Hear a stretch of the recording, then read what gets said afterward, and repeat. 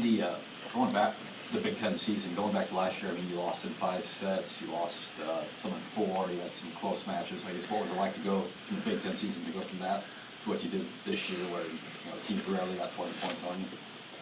I mean, it's super exciting, and I think it really shows just how consistent we are. I think last year in our freshman year, there was always like the 4-set curse.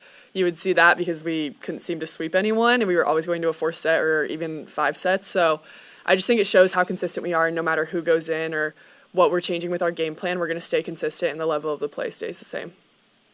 Throughout all the wins this year, you guys have talked about how you're playing towards this bigger goal, and now you guys are here at tournament time. Just what's now the mindset and just everything now that you know you're coming just the road to the Final Four? It's 0-0 now. So everything we've done the Big Ten season, it's over now, and preseason obviously has been over. So new record, clean slate. Every team is a brand new team, and it's a new journey from here on out, and we know that. So we're just gonna go back into the gym come tomorrow and get to work again and just stay locked in on what's ahead. Harper, is there anything you learned from your first 2 tournament runs that you can carry into this year? Yeah, kind of like Andi said, it's a whole new season for everyone, and I feel like even we kind of feel new and refreshed. Like the Big Ten season is behind us now, and now we can focus on our next few games. But I think just coming in with experience is a lot. Like, we know the deal of practice, we know how the tournament works, we know how the Final Four works, and we know we want to get there. So I think for the upperclassmen, it's good for us because we've been here before, and we can help explain that and just guide the underclassmen, because it can be a lot your first year. So it's exciting, but I know we're excited to get started tomorrow and get started for the next few weeks. Dani, knowing that you guys would be the number 1 seed, what were you curious to see with the bracket? I thought, you could pretty much guess who the top 4 seeds were going to be, but after that, it could have gone a number of ways. So I think from 5 to 16, like who's going to host, and I thought it would be pretty interesting. You reckon seeing Louisville in your quadrant?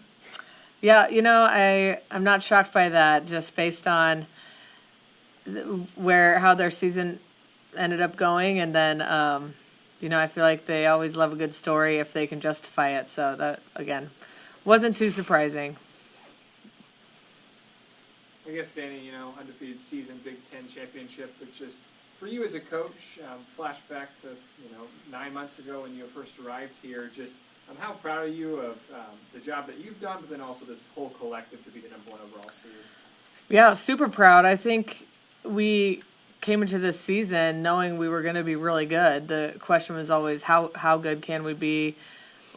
What's everybody's reaction going to be to each other? There was still a lot of work that had to be done, and I think it kind of gets taken for granted that this was a great team, but we still had to work together to accomplish what we did, and just really proud of our staff and the players of being able to be so consistent for 4 months. I mean, that's no easy task, and like I said last night, we handled the highs super well.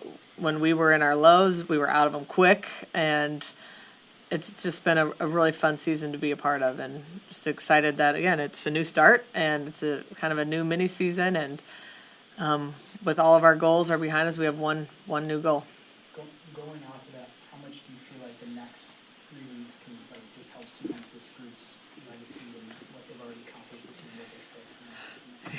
Yeah, it definitely can. I think it can cement a lot of this group, this team, our staff. That we had a great season, and now there's a lot of pressure, but it's also like exciting pressure, and it's more of like a pressure that feels like we earned it. It's not just given to us by the media or fans. It's like we earned this type of pressure. So to be able to use that to motivate us, I think can set us up for a lot of great years. Andi, early in the season, you were sitting in the same chair saying, like, hey, my hitting's not where I want it to be, but if I stay with it, I will. You still have repped in the Big Ten for hitting percentage. What helped you stay with it and stay mentally strong and be able to set the record? I think I have to give all the credit to my teammates, and then also just the support staff that we have here at Nebraska. I obviously was struggling at the beginning of the season. No, you weren't. That was their narrative, not ours. Thank you, Dani.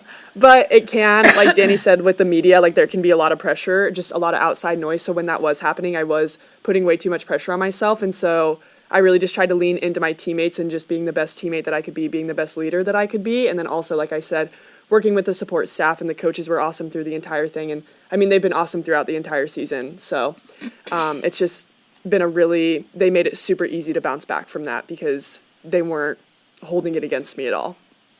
Harper, what has her success been able to do for you? Andy's?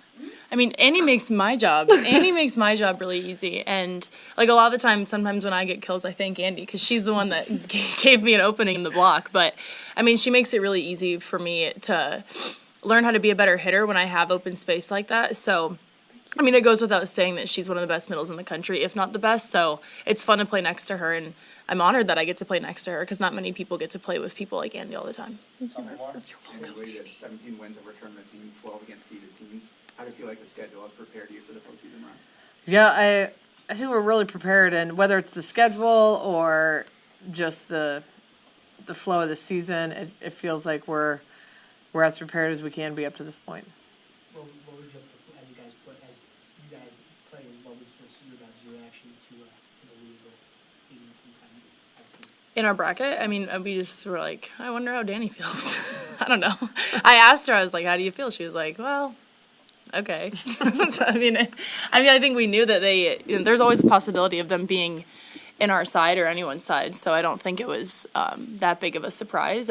Like Dani said, I think it'd be cool if they came here and she'd get to see all the girls and all the coaches that she was with for the past few years. So I think it's cool. I don't think it's anything to worry about or to like over exaggerate about. I think it's just gonna be really cool if they got to come here and they got to play us and see Dani again. Harper, you said you, as an upperclassman, you know what to expect maybe different than the past couple of years. Not the X's and O's, but like what is something that maybe you'll change in how you prepare for a match that you wouldn't have done last year now that you have experience knowing it? Oh, I don't know. That's a good question. I feel like going into this season, we know what we're capable of, and I think there's always going to be doubt and there's always going to be worry, but I think we're all just better at handling that now and handling our emotions and figuring out ways to be better teammates and to stay more connected and focused in on the court. So I don't know if I've changed anything specifically. I think it's just been a little bit more of maturity and growing as a player and as a person, because that's kind of what our team needs with upperclassmen. Dani, when you've had a chance to watch Louisville this season, what was that experience like watching Dan and players you coach? You go through a lot of emotions because, of course, spent 8 years there, still love everybody associated with that program. And to watch them have some awesome wins was really great. And then to see some players that, hadn't played a lot have to step up and deliver, I think was really, really satisfying. Because, of course, I still want them to be great. That's why the bummer about having them in our bracket is we both can't be in Kansas City. So, but no, I mean, they're a really great team, and I think there's no doubt that they were going to have a great season. They should be very proud, and, it's just, I'm proud of them. So hope they can make a deep run, sort of deep. All right, thanks, everybody. Thank you. Thanks.